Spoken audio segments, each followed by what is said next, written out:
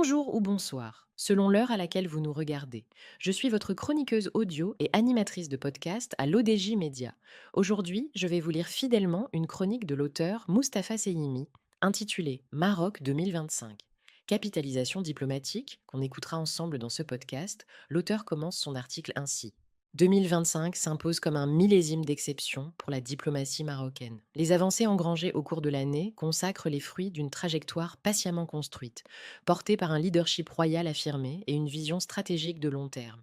Entre consolidation des alliances, crédibilité renforcée et reconnaissance internationale accrue, le royaume récolte aujourd'hui les dividendes d'une marche diplomatique résolue et cohérente.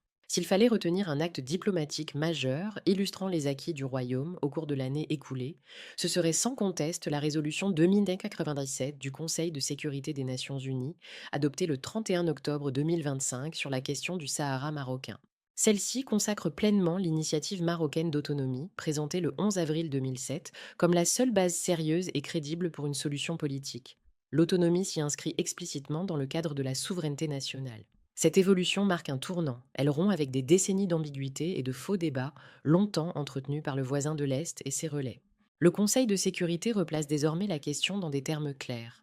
La communauté internationale n'entend plus s'éterniser dans les postures ni cautionner des logiques de blocage devenues anachroniques.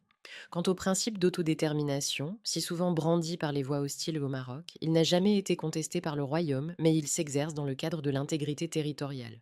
La pratique internationale en témoigne. Catalogne et Pays basque en Espagne, Tyrol du Sud en Italie, île Hollande en Finlande, Kurdistan irakien ou encore arrangements institutionnels au Mali et en Indonésie. Partout, l'autonomie interne constitue une réponse politique durable, encadrée par le droit international.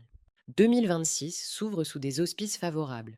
La diplomatie marocaine poursuivra le renforcement du consensus international autour de l'initiative d'autonomie. Celui-ci ne consacre pas un droit automatique à la sécession. Il privilégie la stabilisation des États et la préservation de leur unité, conformément à la Charte des Nations Unies et aux pactes internationaux de 1966. L'intégrité territoriale, principe de jus cogens, est réaffirmée dans plusieurs résolutions fondatrices. 314, 2125, 3914. L'autonomie y apparaît comme un mécanisme de gouvernance, non comme un instrument de fragmentation. Dans cette perspective, l'année 2026 s'ouvre sous des auspices favorables. La diplomatie marocaine poursuivra le renforcement du consensus international autour de l'initiative d'autonomie. Dans une récente déclaration, le ministre des Affaires étrangères a rappelé que la résolution 1797 acte la sortie définitive de l'option du référendum irréaliste et inapplicable et confirme la consolidation, au fil des années, du plan marocain comme cadre de référence soutenu par un nombre croissant d'États. Rien de fortuit dans cette trajectoire. Elle résulte d'une stratégie patiente, d'une vision royale constante et d'une méthodologie d'accumulation diplomatique inscrite dans la durée. Hier, l'autonomie était une option. Aujourd'hui, elle est la solution, résume Nasser Bourita.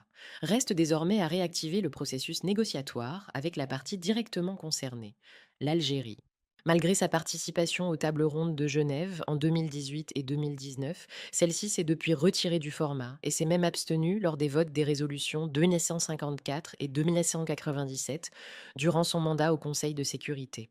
Un paradoxe pour un pays qui revendique publiquement l'attachement aux décisions onusiennes. Les prochaines semaines seront à cet égard déterminantes. Sous l'égide de l'envoyé personnel du secrétaire général, Staffan de Mistura, la relance du processus permettra de révéler les positions réelles des acteurs.